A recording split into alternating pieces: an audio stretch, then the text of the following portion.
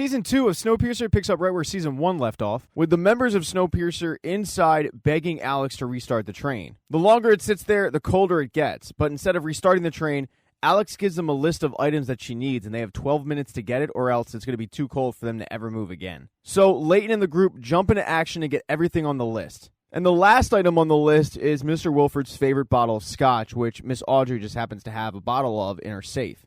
But right before she hands it over to Leighton, she tells him, "This is just the beginning. Mr. Wilford's going to take everything we just fought for." But Leighton doesn't have enough time to weigh the pros and cons of this thing. Now, while the passengers of Snowpiercer were getting the items, Ben and Javi were up front trying to figure out if they can get the train restarted. And the problem is, Mr. Wilford has complete control of Snowpiercer. They're able to finally get in touch with Melanie, who is still stuck outside, and she lets him know that she's at the connector, but they say, "You can't disconnect the trains." And she goes, "No, I'm aware of that. We drained the banks too low running from them to ever get moving on our own again," which is something that Bennett warned her about, and she apologizes for. But she also knows that if she's able to break the uplink, she'll be able to get the life systems and some of the helm back. So it's a start. And she starts Paul Bunyaning this thing, taking an axe to it. And after a few whacks, she's able to kill the uplink. Shortly after that, though, the train starts moving again because Alex came back for the items, along with this big, huge white dude that's kind of like Mr. Wilford's version of the Mountain from Game of Thrones. He's terrifying looking. Everyone's freaked out by him.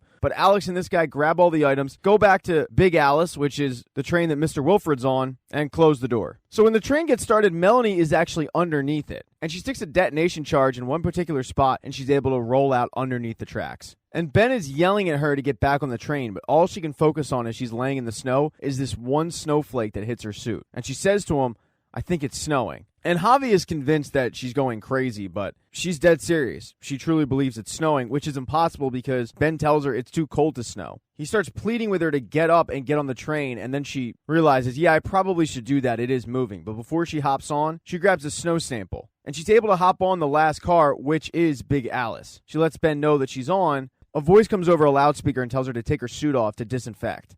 And as she's taking her suit off, you see she's dealing with frostbite, especially on her shoulder, after her suit was punctured. After disinfecting, she changes into a maintenance man-like outfit, and she walks out where two crew members of Big Alice are waiting for her. One is named Kevin, and he actually knows Melanie Cavill. The other is named Sykes. Melanie has no idea who she is. But Kevin is so pissed off that Melanie once left him for dead that he hits her with a cattle prod. He then takes her up to meet Mr. Wilford. And when Melanie gets up there, Mr. Wilford's dog is actually the first one to greet her. But it's not long before Mr. Wilford reveals that he's sitting far back in the car. First thing he asks her is who she has up in the front driving his train. And she refuses to answer it, although he's pretty sure that it's Ben. She tries to change the subject, though, saying, "How'd you do it? I mean, how did you drop in on us in Chicago? I know you're dying to tell me." And he reveals that after she left them, he got Big Alice to idle. And by the time Snowpiercer was on the other side of the world, he had outfitted Big Alice. He tells her how he was always working and was just waiting for his moment to pounce, and that was it. She has figured out, though, that he must have taken a shortcut going over the test track of the Rocky Mountains. He agrees to tell her everything if she just hands over the keys, but she says, "I'm not going to do that." And he says, "Oh, yes you will. You might have caught my uplink, but I can still drop anchor. I can grind you guys to a halt." He tells her how he wants his train back, but she explains how, up until a few weeks ago, he was still, quote, running the train. People thought he was there. But after a Taylor revolution, she no longer has control of the train. It's not hers to give up anymore. But then in walks Alex, and this is the first time that Melanie is seeing Alex, and she is shocked to see that Alex is alive. Although Alex doesn't refer to her as Mom, she refers to her as Melanie. She tells Alex whatever this guy told you was a lie, and Alex kind of looks at her cross-eyed and says, "Which part was a lie? The part where you stole his train and left me for dead? How is that a lie?" And Melanie tries to explain how she sent people to pick up Alex and her grandparents, but those people never returned. She waited. And she has so much to tell her. But you can also see that Wilford has dug his claws into Alex and kind of poisoned her mind about Melanie Cavill. He gets Alex to change the subject, and she starts telling Wilford how their society in Snowpiercer is an absolute mess right now. It seems like some guy named Leighton is in charge. She saw Brakeman Roach and the head of hospitality, Ruth. She didn't, however, see any jackboots. Kevin then comes in and asks if everybody's okay, and Alex says, "No, everything's not okay. Take Melanie to the brig." But it doesn't take long for Alex to go visit her mom, although it's not like she's had a real change of heart.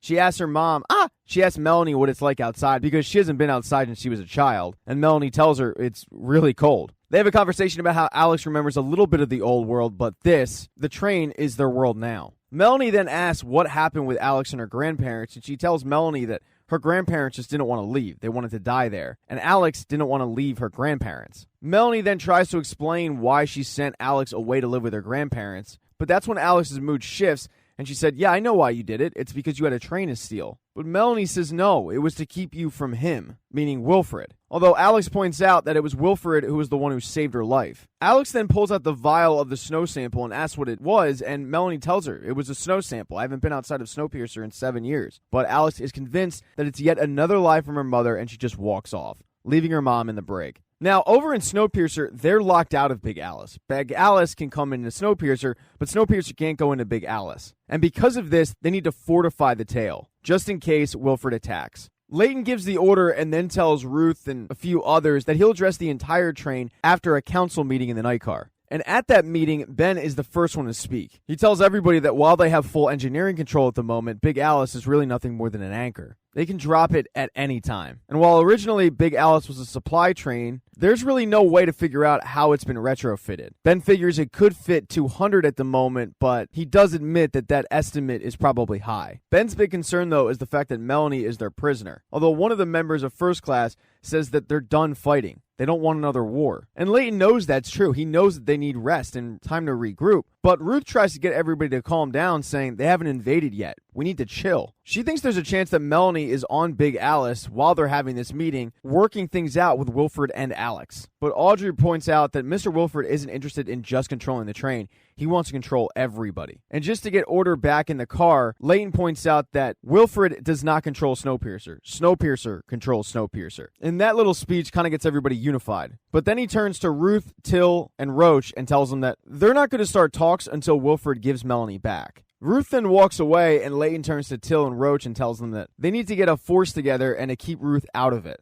Now, Till thinks it's a terrible idea because they have no idea what is behind that door. But Layton points out that they need to strike first before Wilfred strikes. They need to do a preemptive attack to get Melanie back. He knows that Wilfred has a plan, so Layton figures that he needs to hit Wilfred before Wilfred hits them. Now, Ruth isn't privy to this conversation, but she does notice that Zara is getting some flack from a couple of tailies upstairs and points it out to Layton. And when Layton goes upstairs to see what they're arguing about, it has to do with the fact that Zara gave up Josie, and they blame Zara for Josie's death. But Layton tells him that Zara was just reacting because Melanie was kind of holding her hostage. But even after that explanation, they still want justice for Josie, and that's when Zara tells them, hey, I'm pregnant.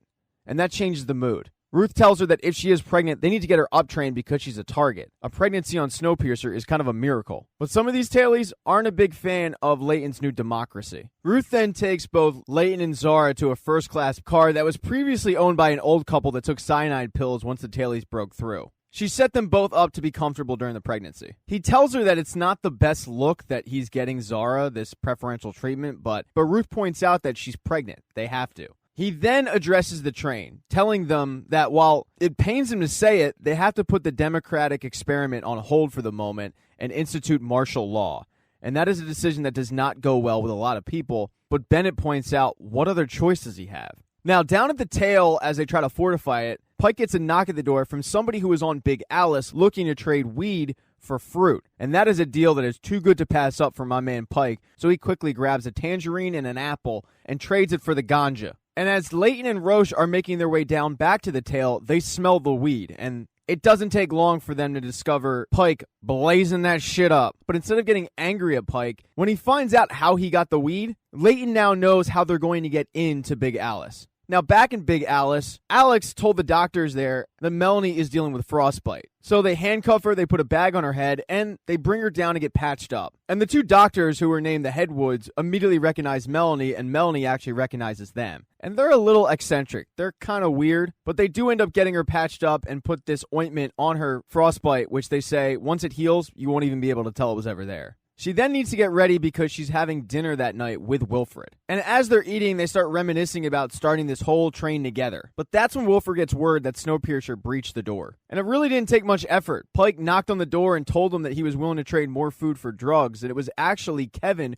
who agreed to it. And once they opened the door, Snowpiercer's group burst on through and started making their way up Big Alice. So when Wilfred finds out, he tells Sykes to send in Icy Bob. And Icy Bob was that mountain-esque guy that we saw earlier. And when he shows up, it is bad news for the Snowpiercer group. He starts throwing people around. He also pulls a lever that makes it about 70 below zero in the car. So not only are they getting their ass kicked, they're freezing on top of it, and it forces them to back up. Although as Icy Bob is walking through it, you realize why he got that nickname, because the low temperature isn't even affecting him. Before he closed the door in the group, he flips them off, and then he closes the door. Now, there's one person that's really pissed off at Leighton for making this push into Big Alice, and it's Ruth. He tells her not to take it personal, but she says, "How can I not take it personal? You saw it fit to tell the engine, but you didn't see it fit to tell hospitality." He tells her that they didn't lose any ground, and in fact, they got what they came for, which is a prisoner, and that prisoner is Kevin. Kevin warns them, though, that this is a big mistake. Wilford doesn't care if you die. He can restart everything. And it might be a big mistake, because over in Big Alice, Wilford is pretty pissed off that they took a prisoner and think that that's going to work. And finally, all that anger that he's been bottling up inside flows out of him. He yells at Melanie for trying to steal his train when he, quote, built the world. He brings up the fact that he saved her from a little podunk farm, and he made her what she is today. But the big disagreement that they have is the fact that Wilford thinks that the new world is the train, and Melanie thinks that the world is the world. She says there's no solution until we can figure out how to go back outside. He then drags her to the engine room of Big Alice, where Alex is sitting in the cockpit because she is an engineer now. And he tells Alex to bring Snowpiercer to a halt, which she does. And over at Snowpiercer, Javi and Bennett are worried that if he disconnects, they're dead, because they know that they can't restart the train again, and they're just going to freeze to death. Wilford warns Melanie that if she can't get Leighton to give up the train, then they're just going to disconnect, go in reverse, and by the time they come back, everybody on Snowpiercer is going to be dead, and it'll be Melanie Cavill's job to compost all of her dead friends. But giving up the train isn't Melanie's call, so Wilford instructs Alex to disconnect, and Melanie starts pleading with her daughter not to do it because it's not the right thing to do. All those innocent people are going to die on board. She tells Alex that Snowpiercer is their future. They need it to survive. But Alex ends up giving into the bullying of Wilford and presses the button. And when she does that, there's a big explosion, because that detonation charge that Melanie put under the train when she was outside of it, well, it goes off. She had planned this whole thing out. She knew that this might happen. And when that detonation charge went off, it connected the two trains. They cannot disconnect. Even Alex is impressed with this plan, but Wilfred, he's livid. He realizes that the only option they have is to get Snowpiercer back up and running, or else everybody dies. So he reluctantly gives the order, and some people on Snowpiercer, mainly Kevin, say, "Oh, thank God, he spared us." But Leighton looks at him and says aloud, "We're in for a long, cold war." In the second episode, Zara and Leighton wake up in first class, and before she starts her day, Leighton warns her, "Hey, you better be careful of the tails. They're still pretty pissed off at you for what you did to Josie." But she reassures them that she'll be okay. They then get a visit from Till. And Till and Leighton walk out, where Till lets Leighton know that half of the train is thrilled that Wilford's back, while the other half thinks he's there to kill him. She also lets him know that adding 400 tailies to the population hasn't really done a lot to boost morale. And that there was actually an assault last night with a tailie near the tea room, and Leighton says, "Well, do you know who it is?" And she says, "No, I don't." He says, "Well, go ahead, find out who it is." But she reminds him, "I'm no longer a brakeman," so he decides to fix that, dragging her to Roach's office and swearing her in as the new train detective. She fights back on it initially, but eventually she gets convinced to take the job. So with this new job title, she heads off to try to find out exactly what happened to the tailie. Leighton and Roach, however, stick behind because they want to interrogate Kevin. Now, Kevin resists at first, giving a very impassioned speech about how important hospitality is and how much he loves Mr. Wilford. But once they put wings in front of him, he starts singing because he's hungry and he hasn't had wings in 7 years. So he starts devouring them. And in order to get more wings, he tells them that there's about 100 crew members on Big Alice. And when Leighton asks about Icy Bob, he tells him that he's not sure, well, he's not 100% sure whether it was skin grafts or synthetic skin. Icy Bob was augmented to deal with the cold. Now, over at Big Alice, Alex visits Melanie and lets her know that the Headwoods had tested her snow sample and it came out to exactly what you would think it was. But Melanie asks if there's ammonium sulfate in it, and Alex says, yeah, there is. Now, Alex dismisses this, but Melanie lets her know that the reason she asked was because she's pretty sure that it was snowing. And Alex reminds her that that's impossible. She chalks it up to another one of her mother's lies. She then brings her up to meet with Wilford because now it's Wilford's turn to interrogate his prisoner, who sparks a joint and lets her know that even though that she thinks she's won this little battle, they can take precautions to slow the train to a crawl, making life on Snowpiercer a living hell. And people on Big Alice won't be too affected by it because they're already built for the cold. And he asks her, how long do you think Leighton can really keep order? And she tells him, he might surprise you. So Wilford says, okay, then I guess it's time we meet him then. So Wilfred writes up a letter and sends it to the tail, and they're worried that it's filled with anthrax, so they call Ruth from hospitality, and immediately Ruth knows what it is, and she is happier than like a pig in shit. She geeks out over the fact that it was in Wilfred's handwriting. And in front of Leighton, Roach, and Ben, she reads the letter aloud, which basically says it's time for Wilfred and Leighton to meet, and they might as well do it over a prisoner swap between Kevin and Melanie. Right away, Roach is against it, but Ruth says, eventually we're going to have to talk to this guy. I mean, he's connected to the train. And Ben concurs, saying, yeah, I have to be in sync with his engine. It's pretty annoying. But Leighton's having trouble figuring out why you would swap Melanie, who's super important, for a guy from hospitality. And Ruth tells him it's because Wilfred values hospitality. They don't know how valuable Kevin is to him. So with that in mind, Leighton says, all right, let's do it. We know that they're hungry. We know they have about 100 people. They're going to be watching us, so we'll just watch them. Let's bring Melanie home. So they head to the prisoner swap where Wilfred does in fact meet them there. And Wilfred's ability to sweet-talk a room is second to none. I mean, he's got Ruth eating out of the palm of his hand. Leighton actually has to shut this campaign down to remind everybody what they're actually there for. Melanie starts making her way over back to Snowpiercer. And as Melanie is making her way back over to Snowpiercer, Alex all of a sudden bursts through and says, hey, hold on. She's holding the sample in her hand and she says, just tell me what it is. And Melanie says, I don't know yet. Come with me and we can test it together. But Alex just shakes her head, smashes the vial on the ground and says, no, you're 7 years too late, and walks back. So with Melanie back over to Snowpiercer, she meets with Leighton as they head to the engine. Leighton asks her, what's Wilfred's deal right now? And she says, he was planning that attack for about 7 years. Right now, he's just winging it. But make no mistake, he's coming for you, Leighton. They then arrive at the tail where Melanie is telling Javi and Ben about the scientific labs they have over on Big Alice, pointing out her third-degree frostbite, which is all but healed thanks to the Headwoods mystery cream. She then tells them about her theory, that the chemical that was used to freeze the Earth has been found in the snow, which means that it's actually hotter up in the atmosphere than it is down below, meaning the Earth is cooling down. So they grab Leighton and they fill him in on this theory, which he's a little confused because it's the same temperature every day, but they explain how it would be hotter up top. But in order to test this, they had to shoot some weather balloons off of Snowpiercer to make sure of this. And sure enough, Melanie's theory is dead on. It's hotter the farther you go up in the atmosphere. And this completely changes everything. They weren't planning on this in their lifetime. And with this information, Melanie knows that she needs the proper equipment, which is over at Big Alice. The problem is she knows that Wilfred isn't just going to sign over that stuff if he's not in charge. Leighton figures, though, that with this new information, this could be the hope that Snowpiercer needs, because right now, the train needs a rallying cry. So he figures, let's use Wilfred's ego against him. Let's meet up with him in front of a bunch of witnesses on the train, tell them the discovery, and let him be the bad guy. Let him be the one to say, no, we don't need this. She tells Leighton it is risky, but in order to go through with this plan, he's going to need Ruth on his side. So he has Ruth write up a message to Wilfred, and she delivers it. And Sykes brings it to Wilfred because Wilfred is down one hospitality guy. Once Kevin came over, he drew him a bath telling him that he'd earned it. But once Kevin hopped in, that's when the questioning started. And through it, Kevin sheepishly admitted that he took food from Snowpiercer. And that's when Wilfred got really weird, taking off his clothes and hopping in the tub with Kevin, but then handing him a razor blade to slit his wrist with, because he tells him, you messed up. You told them that we were hungry. And this isn't the first time because you took mangoes earlier. Now, Kevin doesn't want to kill himself, but Wilfred is such a smooth talker that he convinces Kevin to slit his wrist, while once again Wilfred oddly sits in the tub with this guy's blood. It's weird. It's just weird. So Sykes brings up the letter, and it's an invitation to Wilfred to meet them in the first-class dining car to tell them about a scientific discovery. And Wilfred sees this as an opening, not to attack anyone on Snowpiercer, but to attack Leighton. So he tells Sykes to accept the offer, but he doesn't want to be the one to attack Leighton. He wants Alex to do it, once again using his sweet-talking skills to manipulate her. And the plan is to have her hide a razor blade in her mouth, pop it out at the right time, connect it to a handle, and cut him up. And initially, Alex thinks this has to do with getting back at Melanie, but he spins this dramatic tale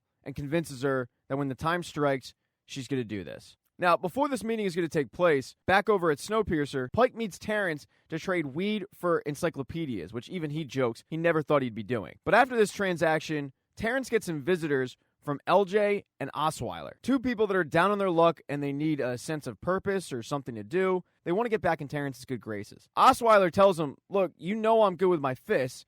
And LJ tells him that while she doesn't have connections on Snowpiercer anymore because her parents died, she has connections on the other train. But Terrence is very, very leery about their motives, not trusting them one bit. So he offers them a janitor shift, which LJ scoffs at first, but Osweiler, knowing that beggars can't be choosers, grabs the mop and heads off to clean up the stalls. Now, Detective Till went on the hunt to find out what tailie got attacked, and it's a tailie named Lights. And attacked is one way of putting it. They chopped off her fingers. Put a bag over her head. She has no idea who did it. What she does know is that it was near the tea room. So that's where she heads. And the tea room is sort of this quasi-church where all religions can meet. And she meets with the pastor there, a guy named Pastor Logan, who tells her that he didn't see anything and he didn't hear anything, but he'll ask around. She notices, though, that he kind of has a shrine in the place to Wilfred. So she asks him, how's the train feeling to you? I mean, Wilfred was dead and now he's resurrected. And Logan admits that it is a powerful narrative. He tells her, some people will bend their faith to fit the narrative. And she says, you mean Wilfred believers?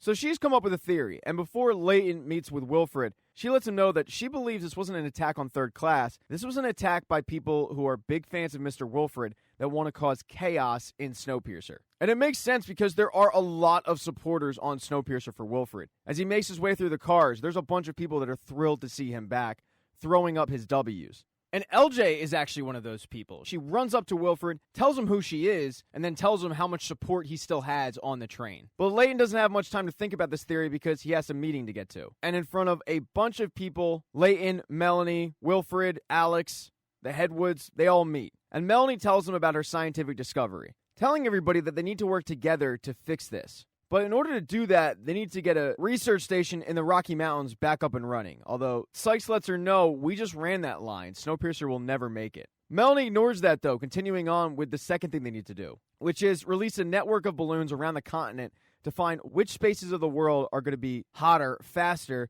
so they can repopulate the planet. But Wilfred is skeptical. He gets up and announces to everybody that Melanie Cavill already stole the train from him. There's no lie too small for her. And Layton tells him, what she's telling you is the truth, and the Headwoods actually back up her theory, saying it does hold water.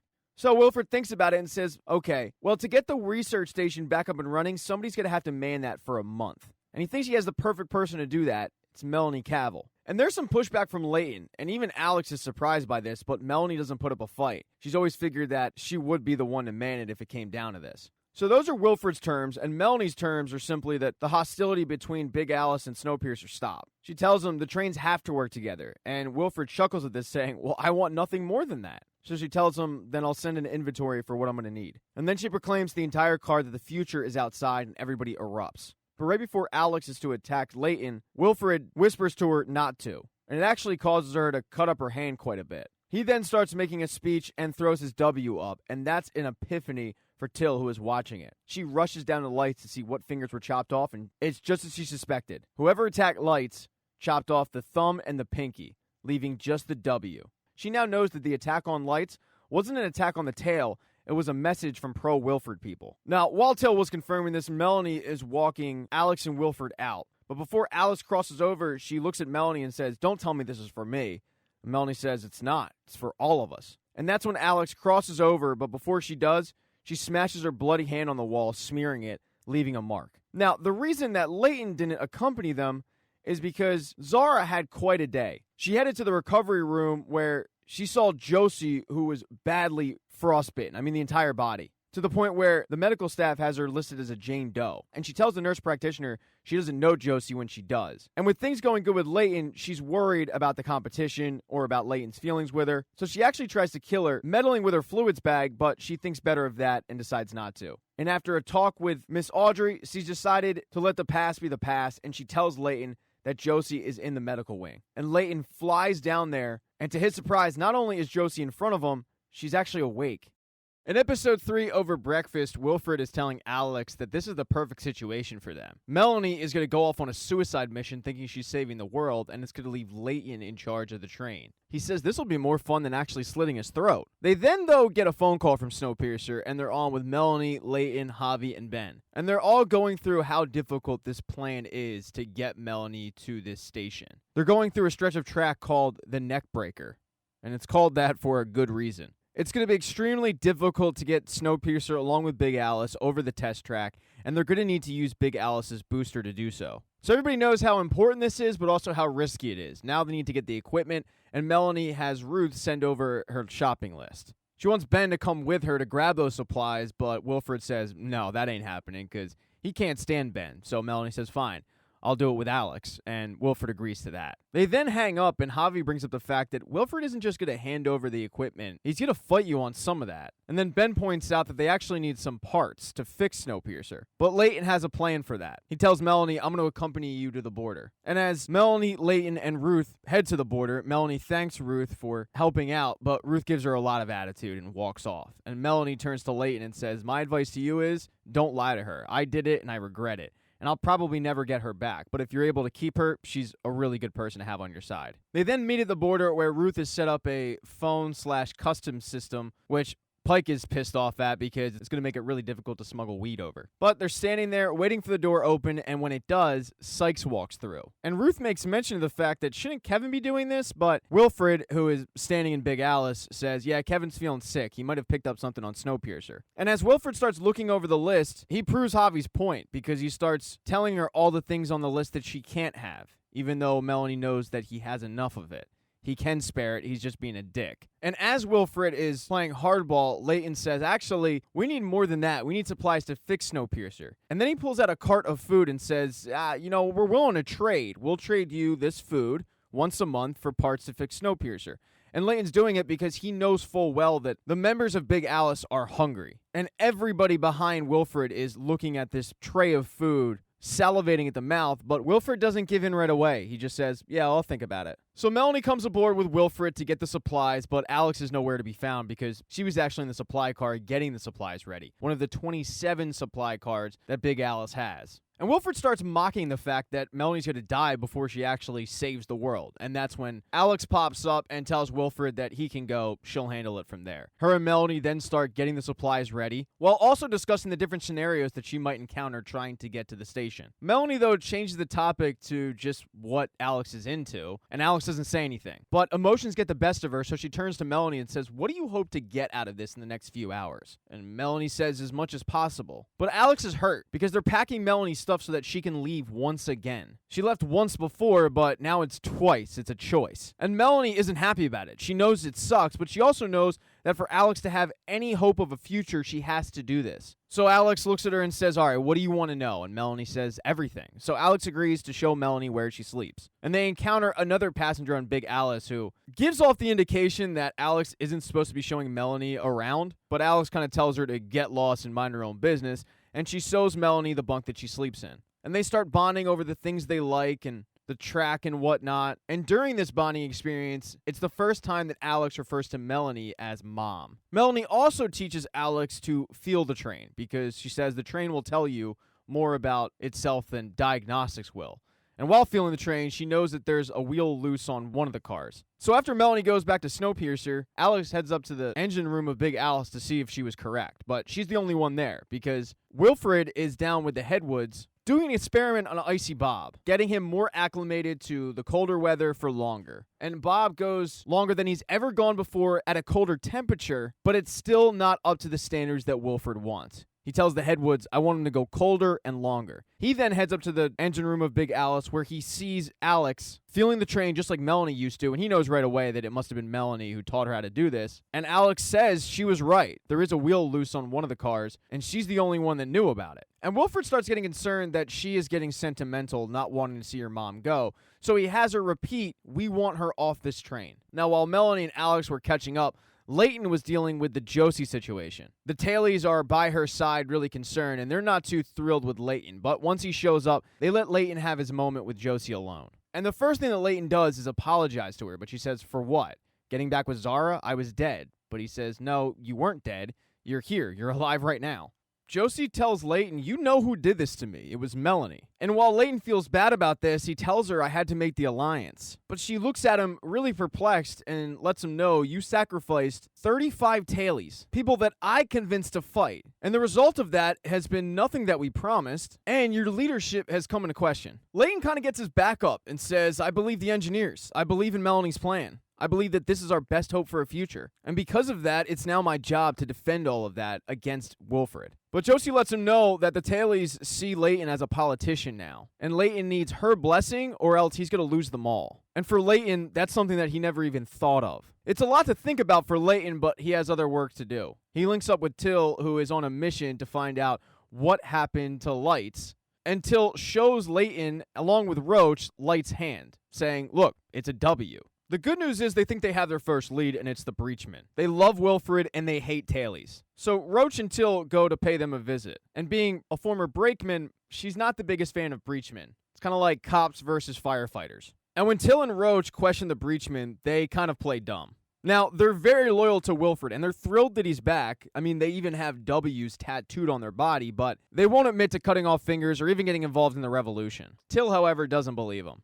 Now, Layton wasn't there because he headed to the front of the train, and he's talking to Ben about Wilfred. And Ben warns him that Wilfred can get jealous, but his jealousy isn't about objects or people. It's about power. He's obsessed with it. Layton thinks that they might be able to find a way to use that against him, but Ben points out, you might be able to, but we still have to go halfway around the world with this guy. So, whatever you're planning on doing, just remember, we can't have secrets. Shortly after that, everybody gets ready because they're about to hit the Rocky Mountain test track. And they're in communication with Big Alice, where Wilfred lets them know that Alex will be the one who's actually steering the train for Big Alice. And Alex is nervous as hell. And unfortunately, they've reached a little bit of a hiccup. Snowpiercer doesn't have the reserves to get over the mountain. And so what they're going to have to do is pull the reserves from first and second class. And it gives Ruth all of 25 minutes to get everybody in the train to the night car. Not a lot of time, and Ruth isn't thrilled about it, but she doesn't have a choice. The one place they're not pulling reserves from is the infirmary, and Layton knows that Josie is going to be by herself. So while everybody is heading to the night car, Layton heads to the infirmary to be with Josie. And when he walks in, Josie is holding a mirror because she wants to see what she looks like. So Layton helps get the bandages off her face, and she sees in the mirror that, yeah, she looks pretty rough. Now, she definitely wants vengeance on Melanie Cavill, but she tells Layton if Melanie's mission is the only hope of ever getting off that train, then the Tailies have a new course. Now, in the night car, everybody seems to see that there's something wrong with Miss Audrey. She's just not acting herself. But Till can't take her eyes off the Breachmen. I mean, they're throwing up W's in her face. But Pastor Logan comes over to her and Roach, and she tells Logan that they were just never able to get their feet set and show everybody that they can trust in the new democratic system before Wilfred showed up. He tries to give her a St. Christopher medal, and at first she rejects it, but she ends up taking it anyway. Of course, the real action is up in the front, and Snowpiercer's velocity is dropping quicker than they thought it would. They're going to need Big Alice's boosters at an exact time, but instead of helping her, Wilfred decides to use this as a learning experience for Alex, and she is, once again, nervous as hell. Now, this is out of Melanie's hands, and Ben lets her know that she can get the job done, although what choice do they have other than to have faith in her? But this is going to require Alex to time this at the just right time to turn on the boosters. If she does it too soon, they'll derail. If she does it too late, they'll end up having to go the opposite direction, and that'll take too long. But as she's trying to figure out when to hit the button, Wilfred is next to her, in her head, trying to manipulate her to either derail Snowpiercer entirely or mocking the fact that she doesn't want to let her mom go. She ends up blocking him out and getting the job done, but you can tell that Alex is pissed. And as soon as it's done,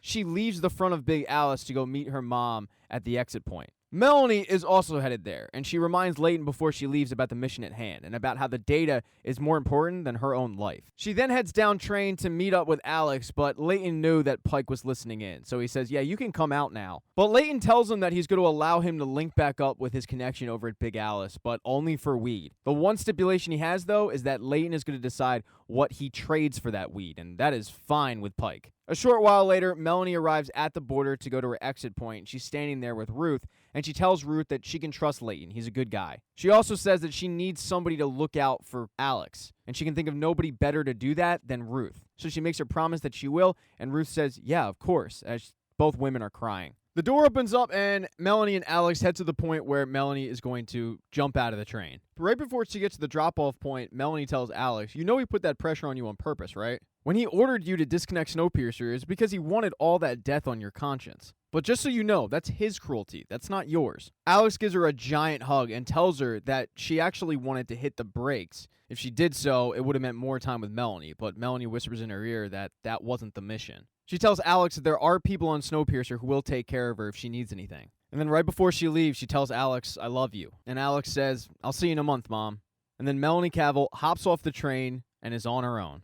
In episode 4, we find out that Melanie did in fact arrive at the station, and Javi and Ben are ready to fire off their first weather balloon that she's going to have to connect to. That's not the only good news, though. The relationship between Big Alice and Snowpiercer are going really well. Their first trade of food for parts went off without a hitch. And during it, Mr. Wilfred gave Ruth a message that she relays to Layton, offering the Headwoods frostbite cream to some of the victims, which Ruth says that's really generous of him, but Layton doesn't really think so. He writes something back on the note and gives it back to Ruth, but doesn't tell Ruth what it is. And as she's walking back, curiosity gets the best of her, and she reads it, rolling her eyes. And the message is, what do you want? And when Alex gets it, she reads it to Wilfred and jokes with him that what he wants is his paramour, Miss Audrey. But Wilfred says, no, what I want is much more fun. How about a night out on Snowpiercer? So he sends this note back to Layton, who has to meet with Miss Audrey, because he knows that there's history with Miss Audrey and Wilfred. He knows that that's the reason why Miss Audrey has been acting weird ever since Wilfred showed back up in the picture. And if you're going to have a night out on Snowpiercer, it's going to have to be in the night car. So Audrey sits Layton down and tells him her story about how when she was 18, she was a high-class escort. And she would go to some of the fanciest parties in Chicago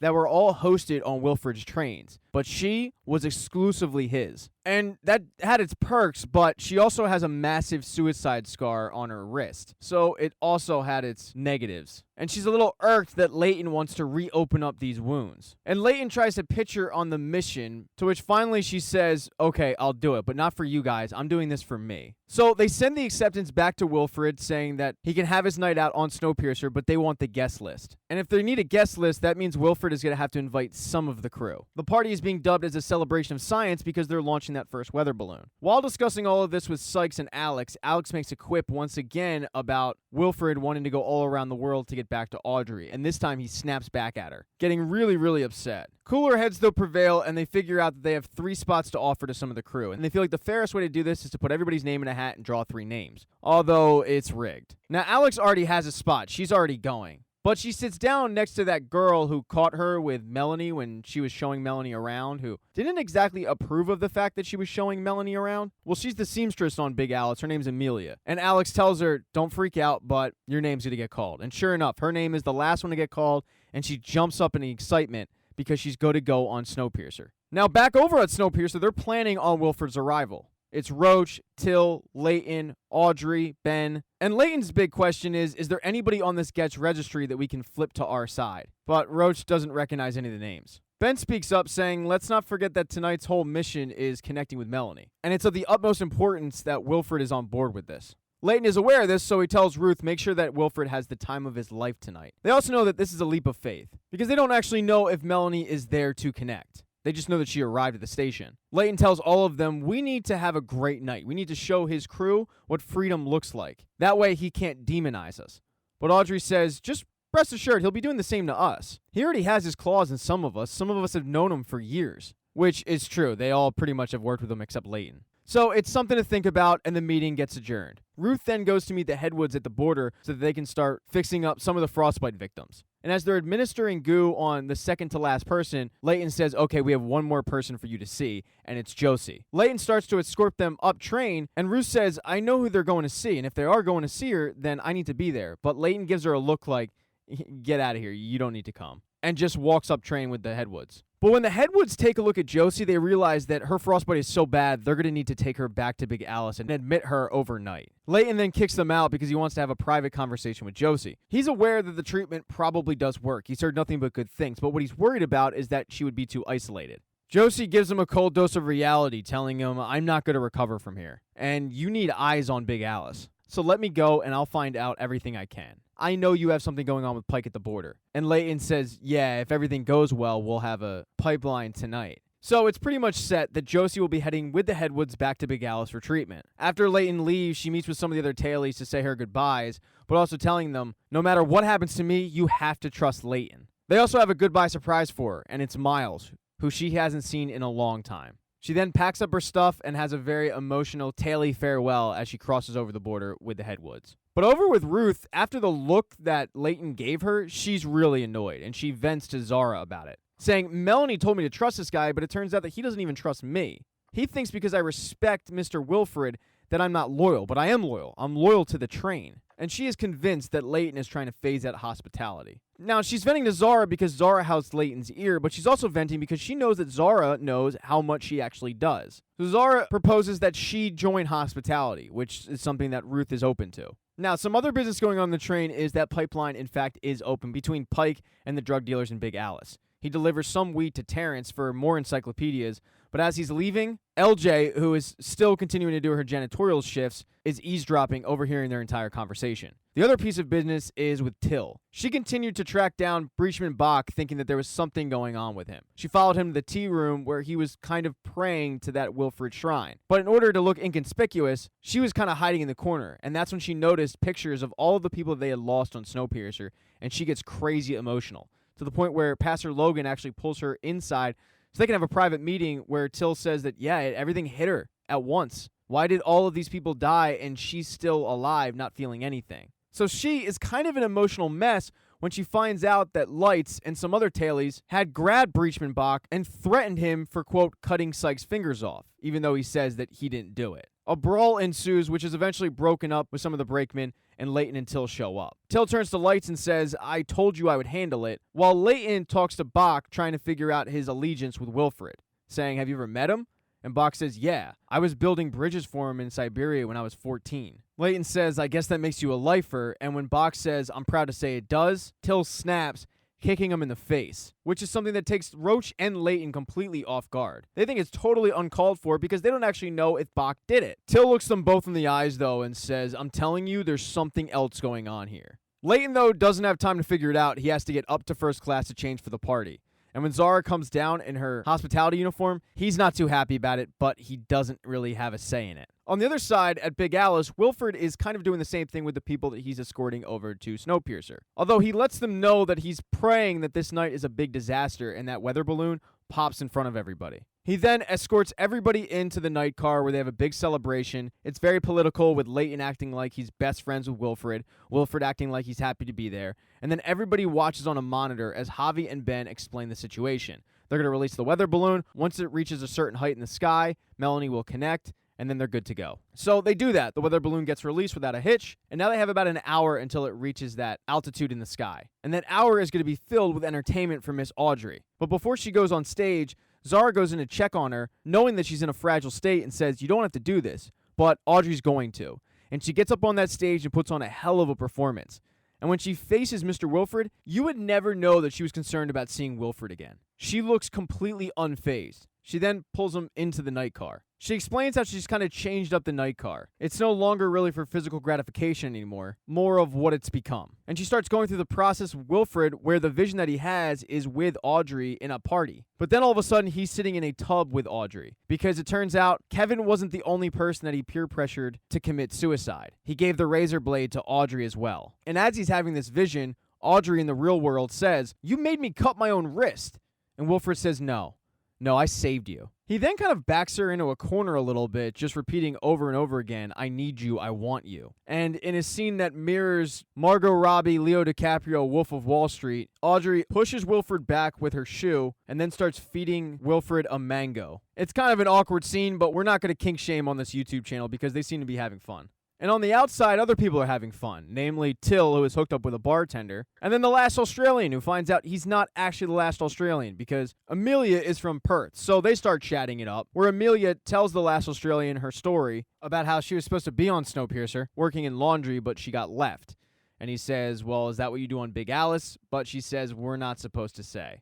And he kind of looks at her cross-eyed and says, are you guys all right over there? But she gives a very unconfirmed, yeah, we're good. He doesn't buy it, though, so he gives her his lucky goggles, saying, put these on and somebody will contact you if anything happens to you. And then finally, Alex noticed LJ, and they both kind of recognize each other from the past. Didn't really seem like they were big fans of each other, but LJ pulls her aside because now that LJ is a janitor, she has clearance to pretty much everywhere. One of the perks of the job. And she takes Alex to an observation deck where they can see the northern lights, and they start talking about encyclopedias. LJ pulls out a joint, and LJ starts telling Alex what happened to her parents. And Alex, conversely, starts telling LJ about how she literally just started having a relationship with her mom until her mom had to go off. Alex, though, realizes that the balloon's probably at altitude level, so she goes to leave, but it does seem like LJ is trying to get her claws into Alex. And it was good timing by Alex because the balloon is pretty close to altitude level, so Zara has to go get Wilfred and Audrey out of the night car, and she knocks, but nobody answers. And when she opens the door, she awkwardly sees Audrey feeding Wilfred a mango, so she kind of just lets them be.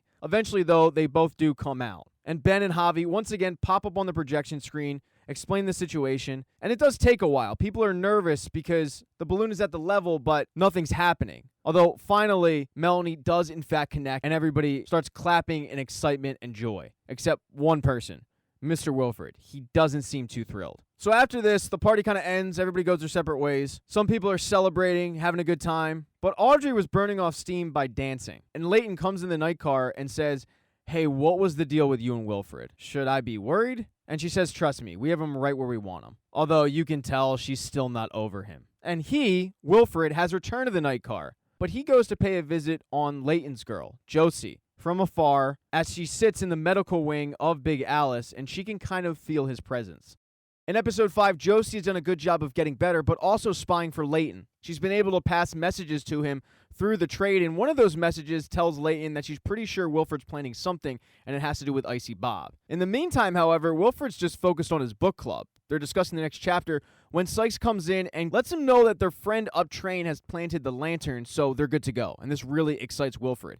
He hands Sykes a note to pass to Miss Audrey, and when Audrey gets it, it's an invitation for her to join Wilfred on Big Alice, so she lets Leighton know. And Leighton is concerned for her safety, but she tells Leighton, "Wilfred is not going to hold me against my own will." She also knows that they need this, and she's willing to do it. So Ben shows her a control panel where, when you switch the wires out, it'll give Snowpiercer the ability to listen in on Big Alice without Big Alice actually knowing it. So that'll be Audrey's task on top of just finding out what's going on in Big Alice. Leighton then calls a meeting with Ruth, Javi, Zara, Roach, and Till eventually shows up as well. Javi gives an update on how so far everything's going great with the weather balloons. They just released their latest one, they're waiting for Melanie to connect, and after that they only have one more. And Leighton tells them this is great, but we're still not safe, because indications show that they're about to be attacked. So he wants to fortify some of the weaker cars. And Till questions why they're still continuing to do trade if they're hearing that they're going to be attacked, but Leighton says, "We're still doing trade." He then kicks everybody out except Till and Roach and lets them know that he has a contact over in Big Alice and they need to keep the border open so that she can communicate. And they figure out that the contact's Josie. Till, though, is kind of having a meltdown because the brakeman and the breachman are at each other's throats and she still doesn't have a suspect for who cut off Lights' fingers. So Roach and Leighton tell her, "Why don't you just take a day?" So she takes the day off and she heads to the bar where she is reunited with Osweiler and they start talking about train life and whatnot, but he has to leave and go to his janitorial shift. And that's when one of the bartenders lets her know that some of the breachmen have bought her a drink.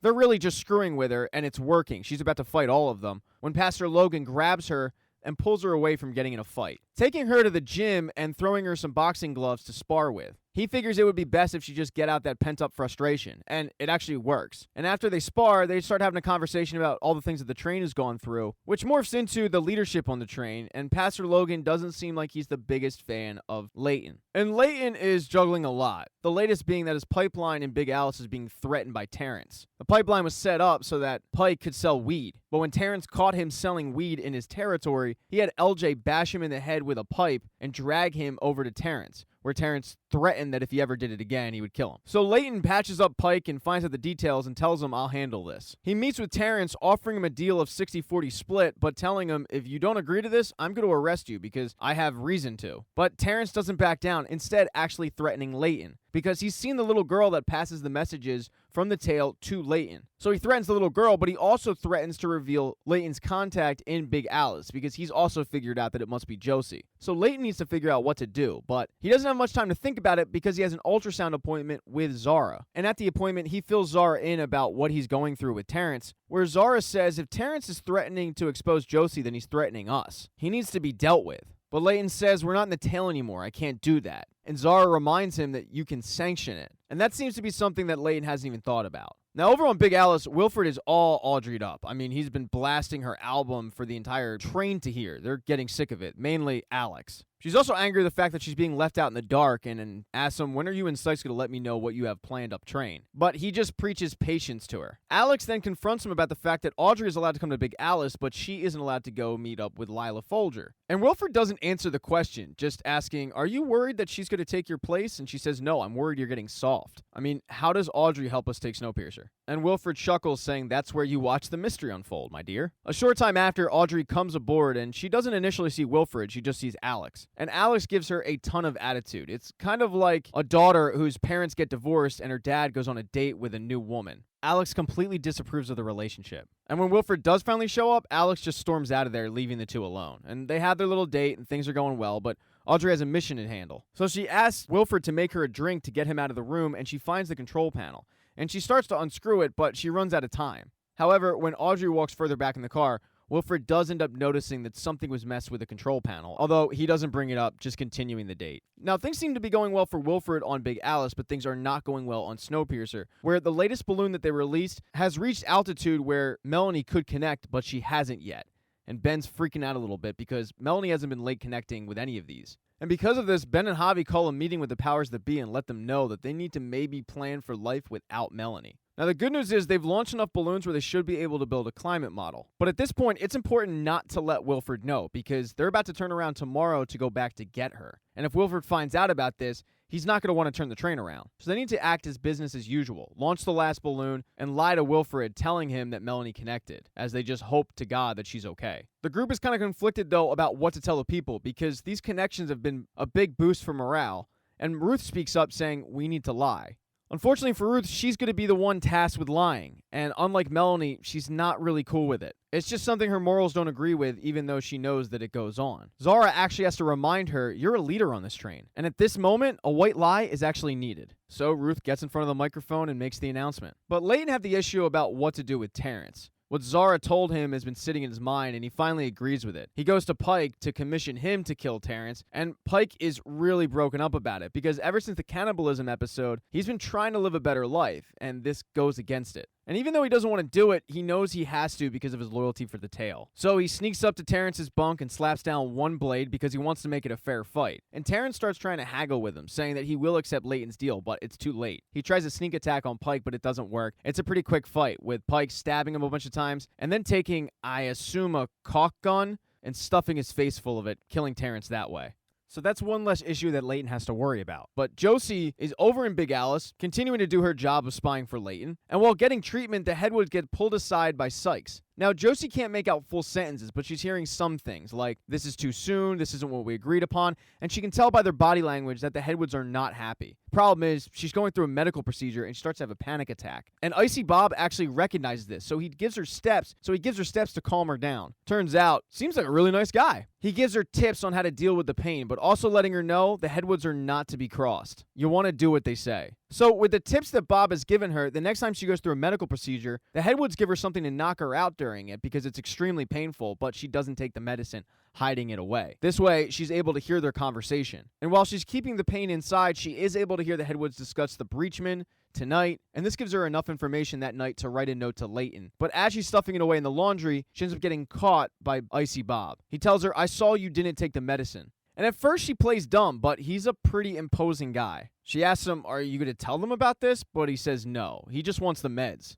And when she hands him over, he says, you better know what you're doing. During the next trade, Layton ends up getting Josie's message that says, tonight, Breachman. And he knows he needs to act quickly. He tells Ruth, get Audrey back and then close the border ASAP. And then he grabs Roach to head to the Breachman room. But the only one there is Bach, and he demands to know where the others are, but Bach says, I don't know, they're around? Layton confronts them about attacking for Wilfred, but Bach denies it. And every time he's ever been accused of anything, Bach pleads his innocence. And that's when alarms start going off, because the Breachmans weren't the ones who were attacking. The Breachmen were the ones who were getting attacked. One by one, they're killed. And by the time that Till and Roach and Layton figure it out, it's too late. And when Wilfred and Audrey get to the border, the alarm is still going off, and Wilfred is smiling from ear to ear saying, what's going on over there, Ruth? But she doesn't know. Audrey turns to Wilfred and says, what did you do? But he doesn't answer the question, instead telling her that she can stay in Big Alice if she wants. He even extends that very invitation to Ruth, but Ruth says, I'm sorry, sir, I can't do that. Ruth then asks Audrey, are you coming? And Audrey looks at Ruth, looks at Wilfred, and then turns around. And Wilfred and Audrey walk back into Big Alice as the border door closes.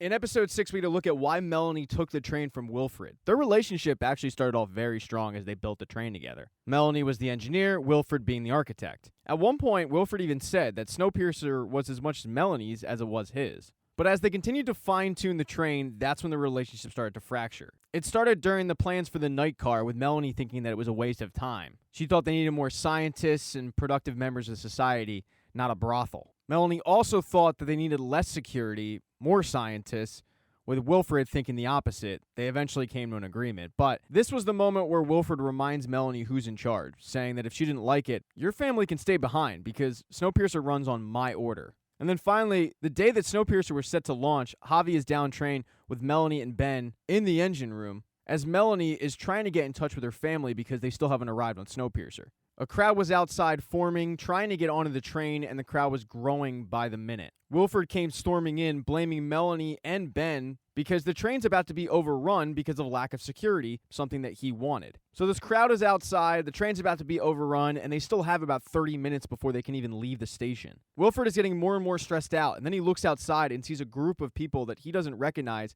claiming that they have tickets for the train. And Melanie says, yeah, those are the scientists that we agreed upon. Wilfred, though, says, no, they're not coming aboard. I need more jackboots. And Melanie tells him, I'm not leaving without all of them. She doesn't even wait for Wilfred to respond, saying, look, let's just let them on and argue about this later. We don't have time to sit here and squabble. And Wilfred says, no, you're right. And he radios to the soldiers to terminate them. And Melanie has to watch her scientists get gunned down. And this is absolutely shocking to Melanie. She barely hears Wilfred tell her, once again, this train runs on my order. Watching her scientists get gunned down is really the last straw for Melanie. Wilfred then tells her and Ben, I'm running down train, and we'll open fire on anybody who tries to storm and get on in Snowpiercer. And after about 20 minutes, Melanie's family still hasn't arrived. But at this point, the crowd has broken through the gates. They get a message from Wilfred saying as soon as he gets on the train, they're leaving. And Ben lets him know, yeah, that's fine. We have about 6 minutes until launch. But Ben then turns to Melanie and says, we can get this train out of here in 1 minute. You have to make the call, though, to go. And with Melanie's family still not on board, she tells Ben, I'm heading down train to find them. But he says, no, you can't get off this train. I'm not leaving you. We can't let that monster be in charge of what's left of humanity. If you want to save the train and save the future, we have to go now. So as Melanie is bawling her eyes out, knowing that she's leaving her family behind, she makes the tough decision to start the train and leave. This leaves Wilfred outside, shocked as his train takes off without him. Now, present-day Melanie is heading to the research center, and she arrives, but it was a tough journey. Her sled got stuck, and it forced her to walk the couple 100 yards to the station. While trying to force her way in, she notices a body outside that has a bullet wound to the head. And upon getting into the station, when she's looking around, she notices the body of a woman who slit her wrist. So it seemed like a pretty grim situation towards the end. She sets up shop with plans the next day to get the station up and running. She wakes up really early in the morning and starts clearing off the solar panels, but as she's doing it, she finds a third body. She keeps clearing off the panels, though, and is able, with the help of the sun and the solar panels, to power up the station. She then heads out to go get the rest of her gear from that stuck sled. Unfortunately, though, she arrives to see that it's all under an avalanche. And this leaves Melanie with one ration pack and a couple of pieces of candy for a month. And Tom Hanks, well, he had a volleyball, but Melanie doesn't have that. She's all alone in the middle of nowhere, and her mind starts playing tricks on her, where she starts having conversations with a fake Wilfred. And the fake Wilfred is kind of teasing her about the fact that she has no food, really, telling her that the woman who slit her wrist did it after about 3 months. And Melanie reminds fake Wilfred that she only needs to last 1 month, as she draws up a calendar on the board to figure out how many days left she has until Snowpiercer returns. She then just sits and waits for the first balloon to connect, and when it does, she's thrilled. The problem is, she's going through her food too quickly, and she's starting to get really concerned about the fact that she might not make it till the end of the month. And as she's trying to ration out what little food she has left, that's when fake Leighton comes and visits her, saying, yeah, how's it feel? This is exactly what the tail had to deal with for years. And as fake Leighton is criticizing her, she hears a rummaging and goes to check it out, and she sees a rat, or at least what she thinks is a rat. She doesn't really know if her mind is playing tricks on her because it's pretty impossible to think that rats could have survived 150 below zero. But just in case it is real, she goes outside, cuts a little piece of the arm off that's outside, and sets up a trap for the rat. And then she just waits. And as she's waiting, her and fake Wilfred start discussing the people that were found in the station dead. And Melanie's pretty sure that the woman and the guy outside were married because she saw it on a screensaver. With Wilfred pointing out that the woman must have sacrificed the guy because he was sick in order to get more food and rations. Wilfred starts to paint the parallel of what Melanie did to her own family, with Melanie defending the woman, saying, well, what else could she have done? Melanie then hears something, though, and goes to check the trap, and to her shock, there is in fact a rat inside of it. She even touches it to make sure it's real. And fake Leighton tells her about this recipe that he has for rat, but she says, no, I think I have a better idea. And she whips up a batch of paint and puts the rat inside of it, and then lets it scurry off, because she wants to follow this thing to see where it's going. And she follows it to a wall, where she totally Chip and Joanna Gaines this thing, ripping it apart. And when she peeks her head inside of it, there are a bunch of rats because behind this wall there was a geothermal vent that nobody knew about. I mean, it's a minor miracle, and that's when fake Alex comes to visit her mom, and she's really the only one that's showing support for Melanie, telling her how awesome this is. They both start discussing how the rats must have come for the humans but found the geothermal vent instead. And this geothermal vent had really kept the rats warm, and they just started banging their brains out, reproducing. But this is the food supply that Melanie's going to have to work with for the next 3 weeks. It'll also help with her energy supply. She had enough energy for 1 month, but with this geothermal vent, which will take away the power from the heat, and that'll help her database power. She starts telling fake Alex how she's planning on just walking to the train stop. She doesn't really have an option, but she can't wait to get back on the train and be reunited with her daughter. The next day, she's waiting for the second to last balloon to connect, but the research center is hit by a really bad storm, and it completely knocks the radio tower over, destroying not only the radio tower, but also her database as well. And this is a big issue because she still has about 2 weeks until the train is supposed to return. She's also got fake Wilfred mocking her during all of this, which is really stressing her out. He starts telling her how the mission has failed, but she says no, it hasn't failed yet. She then goes outside and hooks up a pulley system to pull the tower back up, and she's able to do it. When she goes back inside, it works because her systems all come back online. The last balloon connects, she's excited, she just has to wait for the results and the train to come. And when Snowpiercer gets in range about 2 days early, she starts trying to radio Snowpiercer, but it's not working. She's not hearing anything. The day before, she does the same thing, doesn't hear anything. And 2 days after Snowpiercer was supposed to arrive, she's still coming up empty on the radio. She's losing energy, she's losing hope, and she decides to put a message to Alex, hoping that maybe Alex will hear it, apologizing, saying this time she really thought it'd be different. She thought she could make it back to the train. I mean, it's as broken as a Melanie Cavill we've ever seen. But then she starts to hear a rumbling and realizes, oh my God, it's Snowpiercer. So she starts running towards the train stop, but she realizes that the train is moving way too fast and needs to slow down. And she's radioing the train to tell them this, but they're not listening. Gets to the point where she has to ditch her gear and just run towards the train. But once again, the train doesn't slow down. It keeps flying by, and Melanie realizes, I'm not going to be able to get on this thing. And as the train does go by, she's able to see Alex in the back of Big Alice screaming, Mom. As just like Wilfred 7 years back, she is left in shock because she is left behind. In episode 7, Leighton, Ruth, and Roach go to meet with Bach after everything that went down, and they realize that Wilfred has to have somebody on their side of the train. Till knows that people are going to blame the tail, and she wants to make it right. And Leighton instructs her to prove that it wasn't the tail to get vindication for the tailies. Roach lets him know that they shut the border down, but they also know that it's only a matter of time before everything boils over. Pastor Logan is in there trying to console Bach, hands him a St. Christopher medal for protection, and tells Till that he's going to take him back to the tea room and keep an eye on him. So Till heads off to try to prove that it wasn't the tail, while Leighton heads off to have Ruth fill him in on what happened with Miss Audrey. Zara points out that they still don't have access to Big Alice's comms, and maybe she turned back to finish the job. But the fact is, this whole thing looks like a defection, even if it isn't. So Leighton and Ben get in contact with Big Alice, and Wilfred is reveling in the fact that they just dealt with 8 murders. They ask to speak to Audrey, who is taking a bath, and when she shows up, they ask if she's okay, aka, is he holding you against your will? And she says, no, I'm fine. They let her know, well, we'll open up the border for you since you missed curfew. But Audrey says not yet, and Wilfred shuts off the communication. Not happy with her answer and telling her that wasn't good enough. She says, I stayed. Isn't that what you wanted? But he says, no, I want you with me, and I mean really with me. She tells Wilfred, you can trust me, but he pulls out a screwdriver and says, oh, can I? I found this. What is it for? Because what I think it's for is to mess with our comms so that they can listen in on our conversations. And she admits that that's what it was for, but she tells him, I didn't do it. And I also didn't stay to complete the mission. She stayed because of Wilfred. But he snatches her arm and says, I don't believe you. I want to show you something. Taking her shortly down the hall to where Sykes is standing guard of a locked door, and you can hear screaming coming from the other end. And right before they go in, Wilfred informs Audrey that the person in there is a member of his crew, but they've kind of lost their way. And when he opens the door, it's Kevin, who survived the suicide attempt. And as soon as Wilfred walks in, Kevin is yelling at Wilfred to just leave him alone. And Wilfred looks at Audrey and says, fix it, wanting her to work the magic that she worked in the night car on Wilfred. So Audrey tries to get to work. But after Wilfred hung up on them, Leighton, Ben, and Ruth realize that now they need to plan like Audrey isn't coming back. And the other issue is, while they want to get her back, they can't trust her. To make matters worse, the unrest that they were worried about has already started. Everybody in third class thinks that it was the tailies that killed all the breachmen. And because of this, a bunch of the tailies meet up and realize that they're all spread out. They need to get everybody back to the tail for safety. So the last Australian and Zrek head up train and try to find any tailies that they can to let them know we got to get back. While in third class, in walks Bach. And immediately the last Australian tells him, man, I didn't do this, but Bach doesn't care. He starts throwing the tailies around. And this results in Breachman and Bach getting arrested again, this time by Roach. And Ruth has met Bach and Roach down train to see what was going on, and Roach makes comment, we never should have let him go with Logan. But Ruth's big concern is what's going on with the train. She asks Roach, how worried are you? Because we had order for 7 years, and now we have this. And Roach tells her, we had order, but do you want to do that job again? Taking arms, treating the tail like a gulag? And the answer is no. So they go inform Layton as to what happened, and he realizes he has to address the train. And he does it, but he does a really bad job. He puts all the blame on Wilfred, taking all of the blame off of the tail, saying whoever did this wants to divide Snowpiercer. He urges everybody, remember, we're one train, we fought for this. But unbeknownst to him, his pitch is actually backfiring.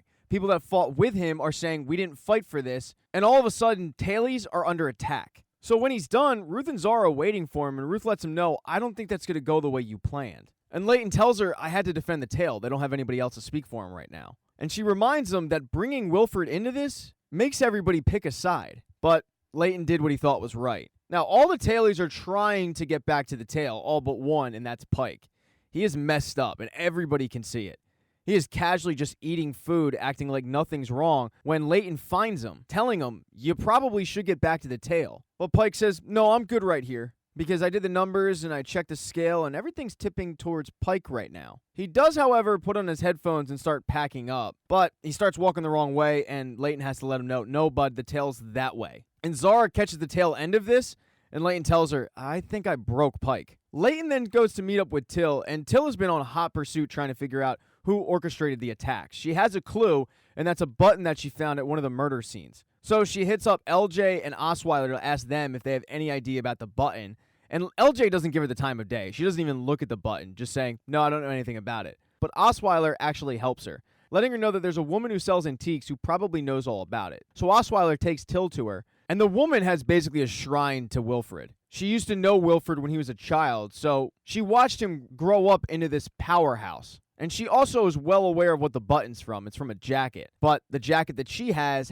all the buttons on it. Her grandson, however, lets Till know that they recently traded a jacket for a fur coat to a tall woman in first class. And Till knows exactly who that woman is. And it's Eugenia. So Layton meets up with Till and Roach as Till confronts Eugenia about this accusation. And it's not a good look for Eugenia. She has a black eye that she's covered up with makeup, but the clincher is the fact that her jacket is missing a Wilfred button. Right before she's arrested, though, she gets right into Till's face and says, you think you're so smart, but you're always 2 steps behind, because this train needs change. The revolution is starting right now. And Till recognizes that phrase. She also recognized the St. Christopher medal that Eugenia is wearing. So Till lets Layton know, I'm pretty sure I know who orchestrated all of this, and it's Pastor Logan. But Eugenia isn't wrong. The civil unrest is getting worse and worse by the minute. It's even affected hospitality, where Ruth and Zara are walking around when a bunch of people want to attack Zara because they recognize her from the tail. It forces Ruth and Zara to hide out in a medical car, where Ruth realizes that she's not in there alone with Dr. Pelton because there are a bunch of other tailies in there, like Lights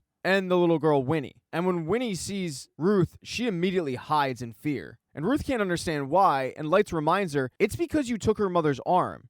It resulted in her mother dying. Her brother died in the revolution, and I'm all she has left, so she's terrified of you. And Ruth is kind of mortified about the fact that a child is scared of her. She asks Zara to call for an escort, and when he comes, he lets her know that it's not a great time to leave. It's still not safe. But as Ruth is trying to think about what to do next, everybody in the car realizes that Winnie is gone. She's stuck out. And Lights wants to go out there to find her, but Ruth lets her know, you can't. It's not safe. I'll do it. And Winnie was just casually walking around the cars, not realizing what was going on, when she came across Pike. But then very shortly after, Pike was attacked by a bunch of people. He was actually kidnapped. And this caused Winnie to flee. She actually ended up hiding out in the same spot that LJ and Alex went to when they hung out the night of the party. And it doesn't take long for Ruth to find Winnie. But when she does, Winnie is still hiding from her. And at first, Ruth tries to tell her that you don't have to be scared of me, but then she feels like she probably should apologize. So she does that, telling her that it wasn't right that she took her mom from her so early, and trying to commiserate with her, telling her, I lost my mom at a young age too. And eventually after this apology, Winnie does come out,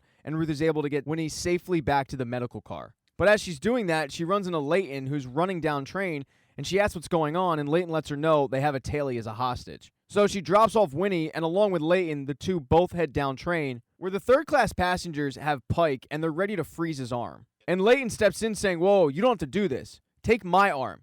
You guys want me. I'm the one who did this. Go ahead. Sacrifice my arm.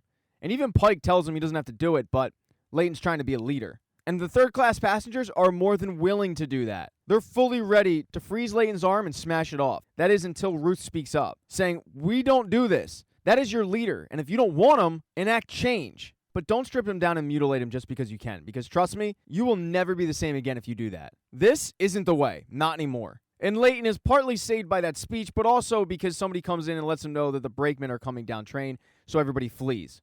Although you get the feeling this isn't over. Now, while all this is going on, Till went to go visit Pastor Logan, calling him on his bullshit, saying, was it all an act? I mean, you lied to me. He says, well, I never lied to you. You just weren't ready to hear the truth. You were so desperate for something to hold on to, something to believe in, and I wanted to help you.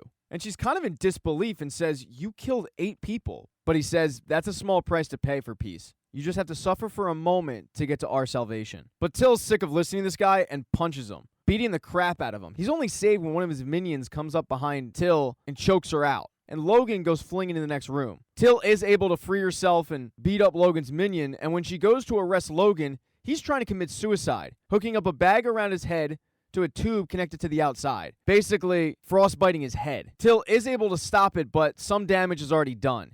He's alive, but his face is pretty badly frostbitten. And then finally, over in Big Alice, Audrey works all day on, quote, helping Kevin, showing him her suicide scar as well, trying to hammer home what Wilfred was hammering home to her in the night car. The fact that Wilfred, quote, saved her, or in this case, saved Kevin.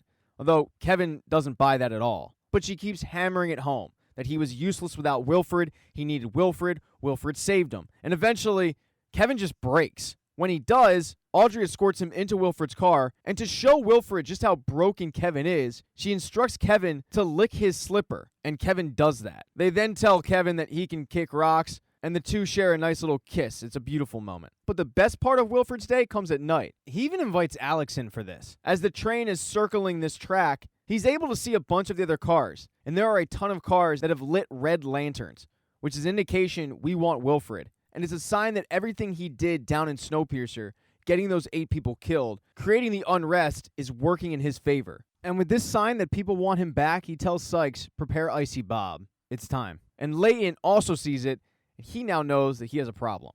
In episode 8, Audrey is driving Alex nuts. She tries to kind of vent to Wilfred, but he isn't having it. She then brings up how she knows that Wilfred must be scheming something, but he tells her that if he's up to something, she doesn't have to know. She then brings up how there was an intentional breach of Big Alice in the morning, but Wilfred acts like he doesn't know about it, playing dumb the entire time. Now, after this conversation with Alex, Wilfred heads down into the infirmary to meet with Josie. And Josie is doing much better. Wilfred even shows her her reflection in the mirror to show her the improvement that she's had thanks to the Headwoods goo. And he's been told by the Headwoods that she's been dealing with phantom pain, so he has a trick for that he shows her, all the while being extremely nice to Josie. He leaves her by telling her that he's no longer going to lock the door and welcomes her to Big Alice.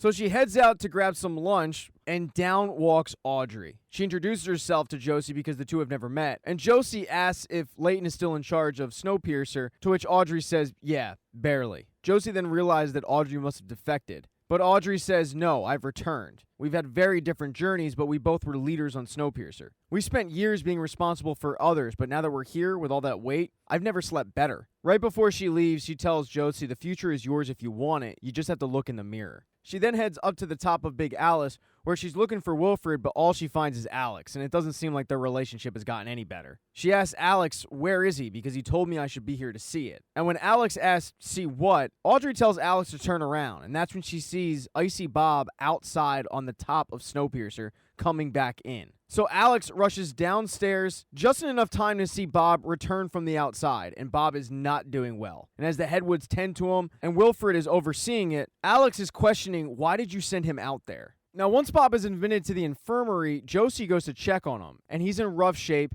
and he tells her that he's just getting ready for his purpose. But one of the Headwoods comes over and lets her know about the advancements they've made, and Josie gets curious, and she checks it out, and she is blown away about the fact that thanks to that goo, she's not feeling the same effect she normally would have when she sticks her hand outside. But over on Snowpiercer, they were busy having a funeral service for all of the breachmen who had died. And it's a little concerning for Leighton because during the funeral service, a couple of the brakemen throw up the W sign.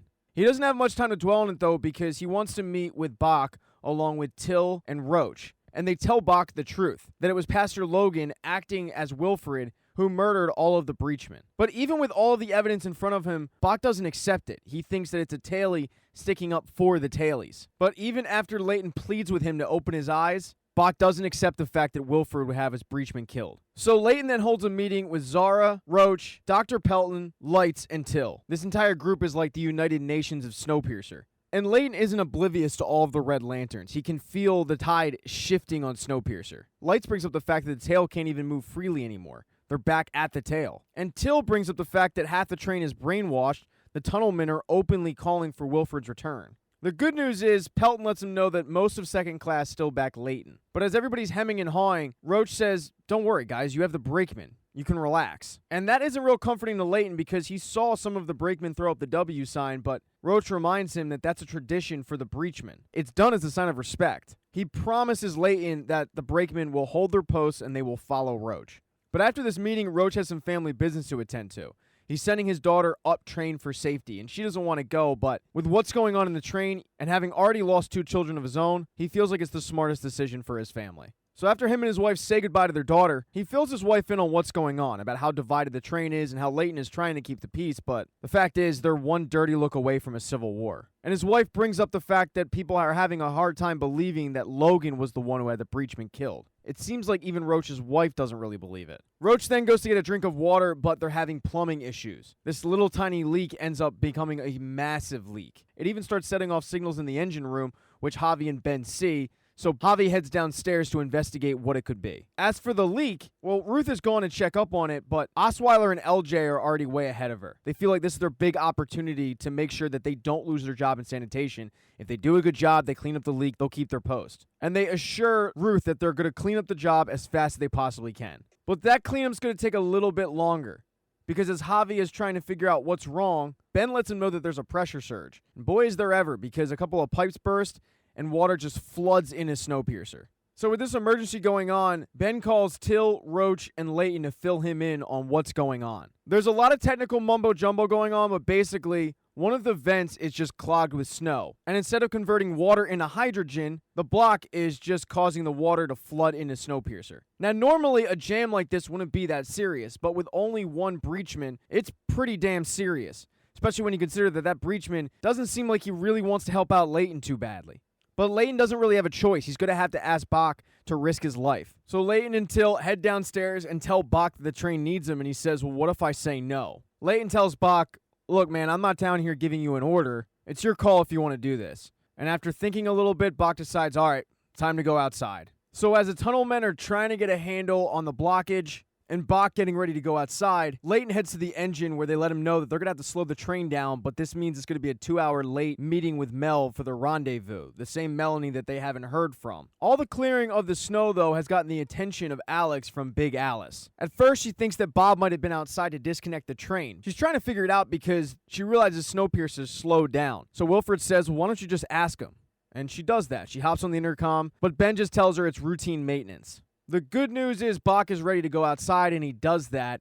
He climbs down a ladder, and he's located the problem with the vent. It's a railroad spike that has been stabbed in there. And Bach is able to grab it. But he also knows that the railroad spike was no accident. First of all of the ice was broken off of the ladder, so somebody was there before him. And this is the moment where Bach realizes that Wilfred did in fact have the breachman killed, because he's the only one who would have had somebody else go outside and sabotage the train. So he gives Layton his Wilfred pin and tells him maybe you can shove it up his ass one day, pledging his loyalty to Layton. There is a problem though. Ben tells Layton to follow him, and they head down to basically the engine's brain. They've been getting weird readings coming back, and they realize that there's a sensor that is in the intake that must have been damaged when the railroad spike went in there. And when they investigate it, sure enough, it is completely fried. Now, it's not that hard to replace. The problem is they don't have another one, and this thing is vital to the train. If they don't have one, they're screwed. And Layton has a pretty good idea of who has one, and of course, it's Wilfred. And at this point, over at Big Alice, Alex has figured out why they were trying to vent and what Icy Bob was out there doing. What she can't figure out is what's next. And Audrey jokes with her, "Well, I think what comes next is a phone call." And sure enough, at that moment, Ben calls telling her that it's an emergency and they need help. Now, while Leighton and Ben and Javi were trying to fix the train, there's a lot of oblivious passengers in Snowpiercer. And that includes Ruth, who was just getting an update from LJ about the cleanup, and she's actually been really impressed with LJ's work. It leads to LJ and Osweiler hooking up that night. But Till and Roach are also oblivious, and they're meeting with the brakemen to go over a strategy to, keep everybody safe. But some of the brakemen are concerned about their orders. Mainly, this rumor that's going around that the jackboots who survived the revolution have rebuilt a command. It's a rumor that neither Till nor Roach had heard of. But this conversation gets interrupted when Roach's wife walks in with sandwiches to give to everybody. And after everybody leaves, she has a conversation with Roach about the ongoings of the train because she's also kept her ears to the ground. And what she's been able to discern is that at this point, there's a lot more Wilfred supporters than there are Leighton supporters. And it's also obvious that she's become one of those people. She thinks that they were just better off under Wilfred's system. They spent 7 years and everybody was fine. But Roach does not agree. He reminds her that Wilfred built a train with holes in it to freeze off arms. Leighton, on the other hand, is a good guy who's trying to build a society that they can be proud of. Now, Roach is called to a meeting with Zara, Till, Ruth, Lights, Ben, where Leighton fills them in on the fact that they've discovered that it was Wilfred who was the one who sabotaged the train. And unfortunately for them, Wilfred is now their only way out. They know it, and more importantly, he knows it. The good news is Wilfred has a replacement, but he's going to have to come with it, and they only have 2 hours to fix this thing or else the engine collapses. Roach brings up the fact that this isn't going to be good for Wilfred's supporters once they find out that he's actually in the engine saving the day. But Leighton's already thought of that. He says no one's going to find out. We're going to sneak him in.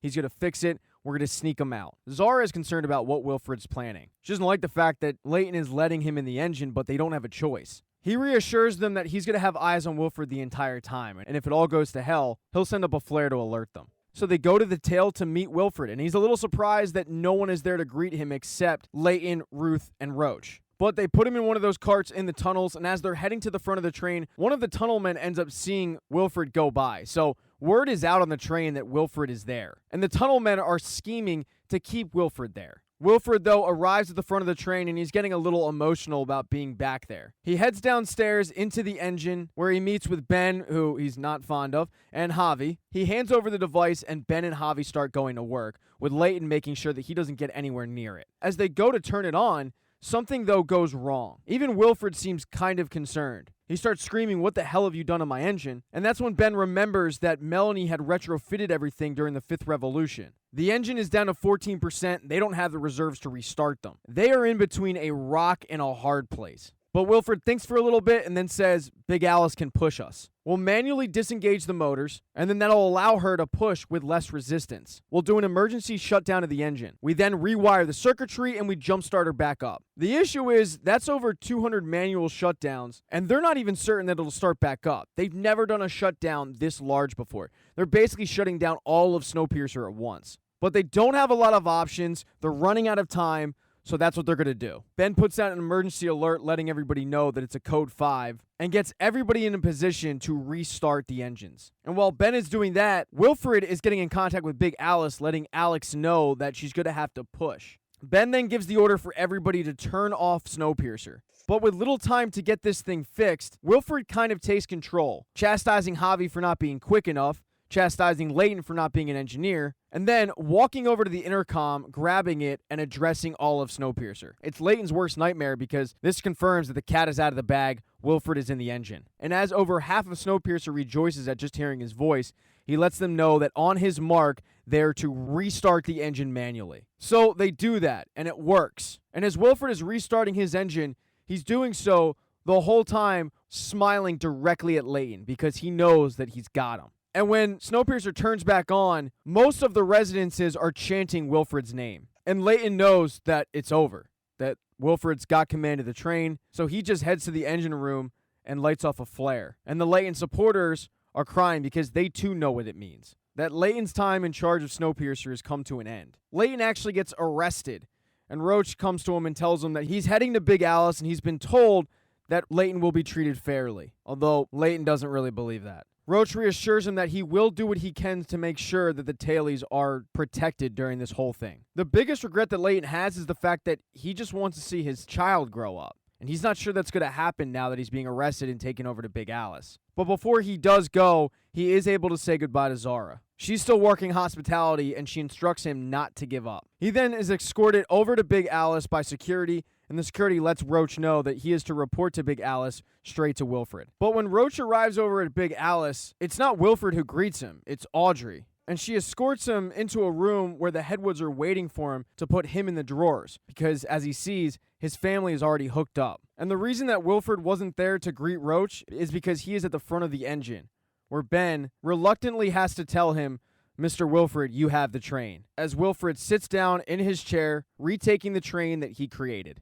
Ever since Wilfred took over the train, things have been running pretty smoothly, but Ruth is seeing right through it because she realizes that it's basically Wilfred's martial law. She continues to run hospitality, but she's only confiding in a few people. Two of those people are Till and Zara. Ruth has been trying to gather information on Roach for Till, but she's been coming up empty. As for Leighton, she's been told that he's currently working in the compost area of Big Alice, which is a terrible job. It's so bad that they call it the swamp. But other than where he's working, there's no update on how he's doing. Till is pretty concerned because Wilfred has called for her, and she has no idea what it could be about, and she knows that Audrey has spoken to him, so she's worried that she might end up like Roach or like Leighton. Ruth attempts to calm Till's nerves by telling her that the biggest thing with Wilfred is to be something that he needs. Wilfred, though, has Ruth pretty busy planning this special party that night. There's going to be a random raffle for guests to have dinner with Wilfred, but he's putting all of that on Kevin. He tells Ruth that things on the train have been a little convoluted, so he wants a census done. This will help him split up the classes like he had it in the old days. Wilfred also hints at a big surprise that night, but when Ruth and Kevin leave, Ruth tries to get it out of Kevin, but he says, I'm sworn to secrecy.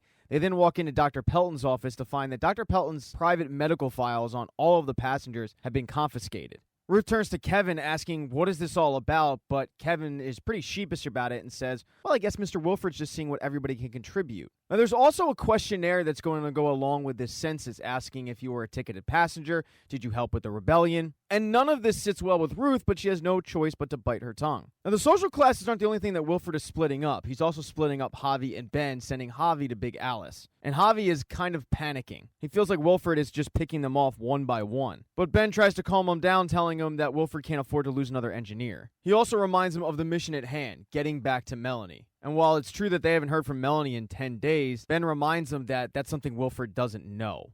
So if they can just hold this out and get to Melanie, they'll be fine. Right before he leaves, though, Ben reminds him that they'll be monitoring every single little thing that he does, so just be careful. And then Javi heads to Big Alice, where he's met by Alex and a whole lot of attitude. Alex immediately tells him, don't touch anything, but Javi puts down a little Hawaiian woman figure and tells Alex that he thought she'd like it because he brought it over from Snowpiercer and it was her mom's. But it backfires. She yells at him saying, don't try to butter me up. She then starts feeling the train, and Javi cracks up saying, when your mom came back from Big Alice, she mentioned how you had the touch, and something that I don't have. But Alex isn't in the mood to talk to Javi, and she actually leaves him, telling him that she's going up train because it's a big day on Snowpiercer. Now, while Javi was getting reacclimated to his new role, Till had to go meet with Wilfred, and Wilfred tells her, I really don't know what to do with you. And Till reminds him that 8 of the breachmen were murdered, so she could start there, find the murderers. But he says, train detective, that's a Melanie thing. I never needed it. You know why? Because there was no crime under me. But Till tells him, you can't be that naive. And Wilfred whispers to her, and you can't be that innocent. She then asks for an update on Roach, saying that some of the passengers are wondering where he went, and Wilfred tells her the truth. Roach and his family are in drawers, and they can come out when everything settles down. And that's a big surprise to Till, who tells Wilfred that's not going to sit well, and he says, I'm aware, but I've got a surprise that will boost the spirits of everybody. He then instructs Sykes to take Till down to car 272, and car 272 has been closed for a long time. And the fact that it's being opened is the big surprise that Wilfred was hinting at. And when Till gets there, it's this giant carnival car that's really made for kids. She's greeted by Ben, LJ, and Alex. And then in strolls Kevin, Ruth, and by Ruth's side is Winnie, because they needed a kid. And this whole car is kind of Kevin's department. And while the Big Alice people are thrilled, the Snowpiercer people are pretty reserved about it. Till walks up to Ruth and gives her the update on where Roach is. But as they're having the conversation, Kevin instructs everybody to stand up because they're going to practice Wilfred's grand entrance. And he comes down dressed like Hugh Jackman in The Greatest Showman, but that's not the only surprise he has because he has some entertainment planned in the form of a puppet show. But the puppet show does not go over that well because the puppet show is about the journey on Snowpiercer, but more importantly, Melanie trying to, quote, save the world and dying in the process. And this does not sit well with Alex at all. And not just Alex, but anybody who is close to Melanie. So basically half the people in attendance. Ben calls it pathetic, saying you can't just kill off Melanie with this propaganda. And Alex agrees with him, saying we don't have this extra time, we're already a day late. But that's when Wilfred reveals that he's actually known that they lost contact with Melanie 10 days ago. He discovered it through the doctored launch data. And this comes as a big blow to Alex, who had no idea. And it forces Ben to admit, yeah, we did lose contact with her. But don't give up hope, because Melanie's a fighter. I'm sure she's still there. Wilfred then excuses everybody, sending Ruth to get ready for that night and handing out the tickets, but nobody's in that great of a mood. And one person who's going to be invited but wasn't at this practice run is Zara. So Kevin stops by to give her ticket, but Zara is talking to Winnie because she's using Winnie as a message courier, telling her that she needs to get a message to Josie to find Leighton and Compost. They need to get an update from him, and it's important that it happens tonight because Wilfred will be busy. So Winnie takes off to get that message to Josie, who is pissed off at the Headwoods. She tells him that she didn't consent to be the female Icy Bob. And yeah, it's great that she looks better than she did when she showed up, but she demands to know what the hell they did to her body because she feels different. And the female Headwood says, well, before you get angry, when you put your hand in there and it didn't fall off, you felt a little bit of a rush, right? And it's something that Josie deep down knows is true. So they actually convinced Josie to not just put her hand in that tank, but her full body in, freezing her, just like Icy Bob, seeing how long she can last. Josie does eventually get Winnie's message and heads down to meet with Leighton, who sees that she's doing better. Josie then reminds him about what they're fighting for, a life outside of the train. She says, I can try to get you out of here, but he says no, he's got a plan for you. Stay where you are. She admits to Leighton that she doesn't know what's going on with herself. She feels like she's being reborn. Right before their meeting ends, he tells her to keep faith in the others, they're still together, and that they will finish what they started. Josie, however, isn't the only visitor that Leighton gets that day. Wilfred stops by to gloat. Leighton is down in Compost with not much to do but work. He has been able to stash a few items that have come through the chute, minor things like a shard of glass that could be used as a mirror. But when Wilfred starts by, he just starts trying to needle at Leighton. But Leighton gives it to him right back, saying that he's nothing more than a white dictator with a train set, and the people that are under him will never love him like he wants them to. But Wilfred ends up winning this pissing contest when he brings up Zara, and that just sets Leighton off. Wilfred then leaves to get ready for that night, and Ruth has everything prepared, waiting to see the passengers. But when they arrive, Ruth quickly realizes that there was nothing random about this selection by Kevin, because the guests are Till, Zara, LJ, Osweiler. And Ruth isn't the only one who's realized this, pretty much every guest has as well. LJ tells the group, no, I'm super excited. And Till turns to Alex and says, what about you? Are you super excited? And Alex says, no, I think we're all screwed. A short time later, Wilfred finally makes his grand entrance with Audrey, and they're yucking it up, but they're the only ones laughing. They all then sit down and eat with one empty seat that Ruth asks, should I clear? And Wilfred tells her, no, we're expecting somebody else. And this meal is pretty contentious. Zara starts it off by calling Audrey a whore for selling all of the secrets that she heard in the night car to Wilfred. Alex also gets in on the Audrey bashing. But the friendship between LJ and Alex withers away when LJ starts going in on Melanie. She tells everybody that Melanie lied about what she did on the train, and after LJ found out her little secret, Melanie had no choice but to reverse the verdict. But none of that really makes sense, and Wilfred calls her on it, saying, wait, so she had to reverse the verdict, which means you're guilty. And LJ starts trying to walk it back, but Osweiler actually comes to her defense, telling Wilfred that LJ has changed. She's learned work ethic. She's a different person. And Wilfred turns his attention to Osweiler, asking, why should I even keep you around? And Osweiler gets up, goes down to the piano, and shows off a hidden talent that no one knew about as he plays and sings. And this makes Audrey a little self-conscious, who dismisses the whole thing. But when Wilfred turns his attention to Ruth, Alex warns her, don't believe anything he tells you, because he has no intention whatsoever of going back and getting Melanie. And he admits as much, saying that he's not going to risk taking 2 trains on that track. She also asks Ruth, do you know what the census is for? Did he tell you what he did on Big Alice? Well, let me tell you, because originally on Big Alice, we had 200 people. But when he saw what kind of drain they all were, he started killing people, men, women, and children. And then Wilfred slams the table, yelling at Alex, how dare you make me relive that? He demands that Alex be taken to the brig, but right before she leaves, Alex turns to Ruth and says, Ruth, he's coming for you. Alex is then taken away, and Wilfred reveals to Ruth that the last setting on the table is for her. So she sits down, and then he calls in Kevin. He explains to both of them that they had a great night, with the carnival being Kevin's and this party being Ruth's, But there's a glut in hospitality and there's only room for one person. And then he gives the job to Ruth.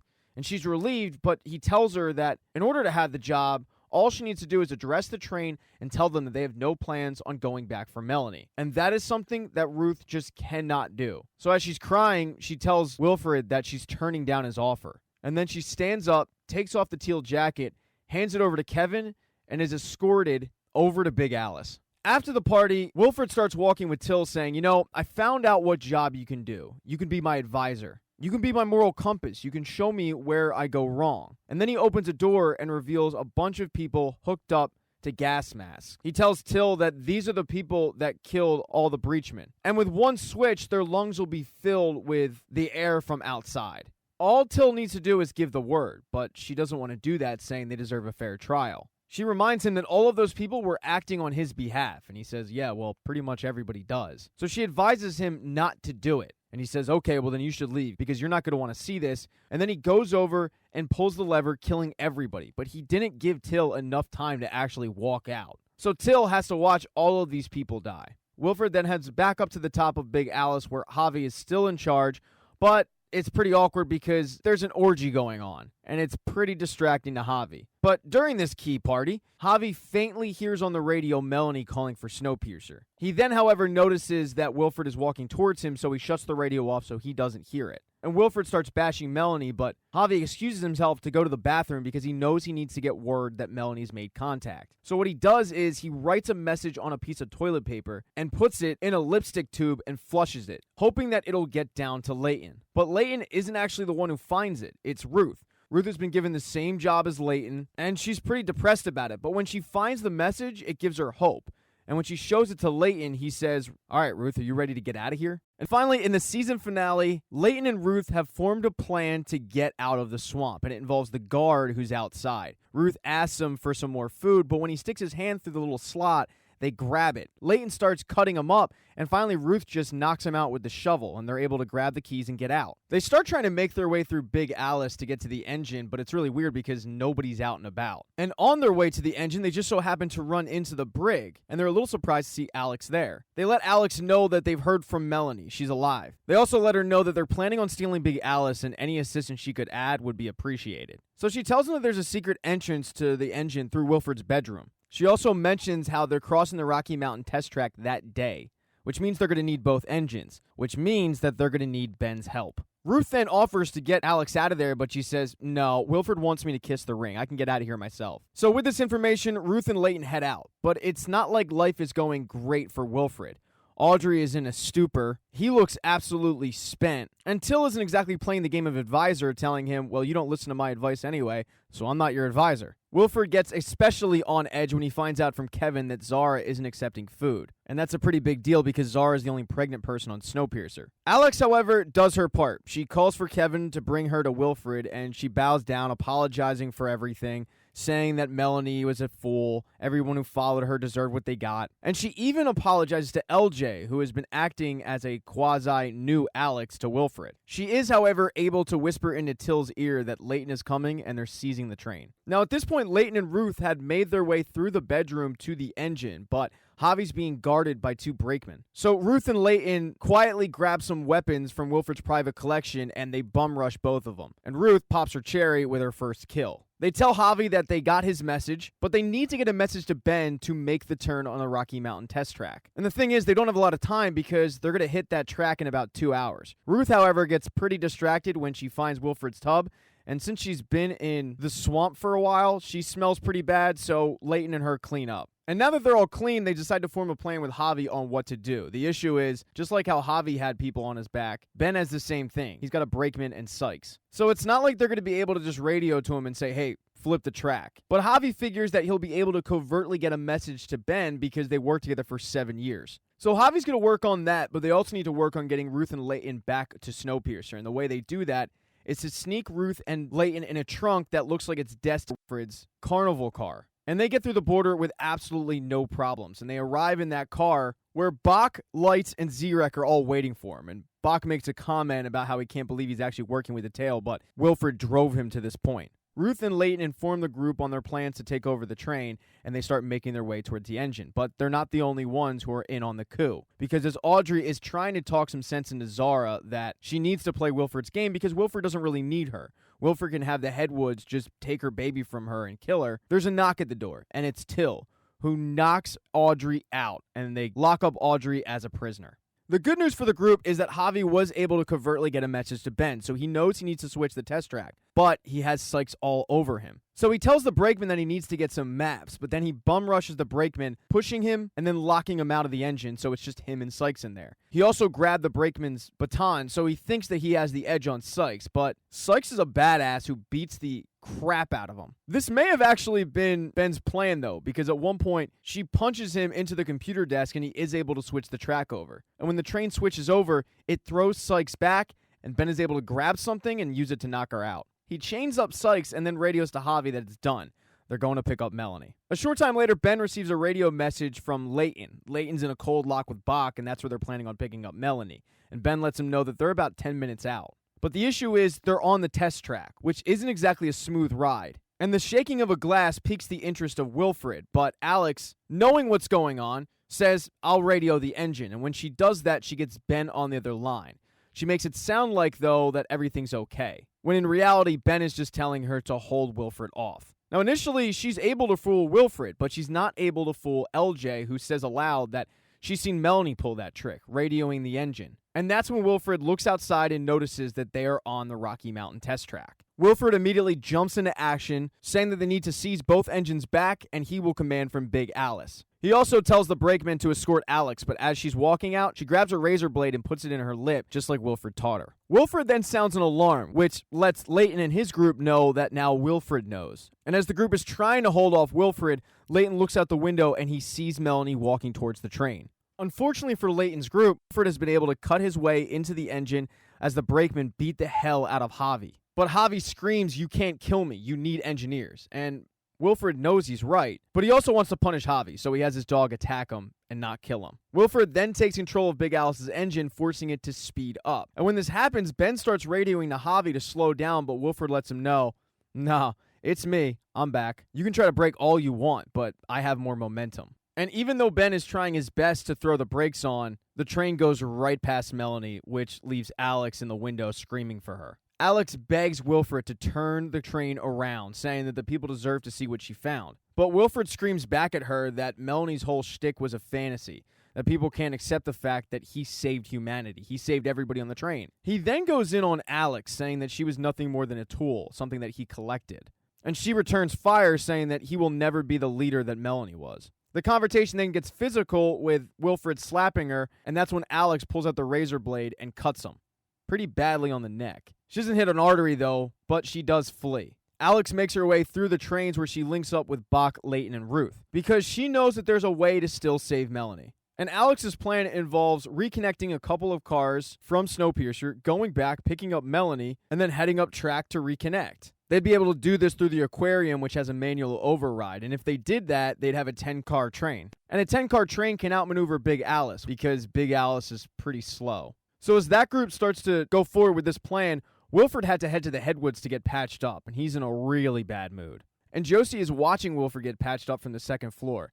At this point, Josie's kind of accepted the fact that she is the female Icy Bob. And while at first she felt violated, she wants to test herself. She wants to test the limits. But Wilfred gets a glimpse of her, calling her Icy Woman, and instructs her to go outside on top of the train, make her way to the engine, break through it, freeze Ben, and reclaim Snowpiercer for Wilfred. The Headwoods warn him, however, that she's not ready for that, but he screams, "Then why did we make her? Take her to the hatch and lock her outside. If she wants back in, her way back in is through the engine." So since he's the boss, the Headwoods strap up Josie and take her to the hatch. Leighton, however, had headed to fill Till and Zara in on the plan, and initially they're not big fans of it, but Till is able to get on board. Zara, however, does not. She tells Leighton that she's better off there with the devil that she knows than the devil that she doesn't. Besides, you're going to need me here when you come back. So they say their goodbyes, and Zara stays with Audrey, their hostage. Leighton then heads up train to hold off Wilfred and his men as long as he can. Breachman Bach is underneath, trying to override the system, and Ben is still running the engine, but he gets a notification that somebody opened up the hatch. And Sykes says, "Oh yeah, that must be Wilfred's Icy Woman that he's been making." that former tailie, and she's coming to take the engine and kill you. But Ben is well aware of who Josie is, so he radios to her, telling her that he's working with Layton, he's running the train, and he needs her help. Layton, however, is having a tough time holding off Wilfred.